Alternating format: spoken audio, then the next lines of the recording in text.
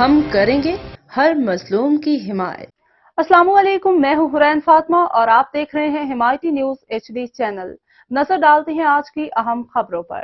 Karachi report Ushaq Mirani. Karachi SHO کے IA Ubaid کی سربراہی میں ابراہیم پنہور گوٹھ میں آپریشن SHO کے احکامات پر پولیس کی فائرنگ، ایک رہائشی محبوب ملہ شہید ہو گیا۔ سندھ ہائی کورٹ کے احکامات پر KDA کی جانب سے گھر خالی کرنے کی آپریشن اور پولیس کی فائرنگ میں محبوب ملہ شہید کورنگی حاجی ابراہیم پنہور گوٹھ میں غیر قانونی تجاوزات کے آڑ میں آپریشن کیا گیا۔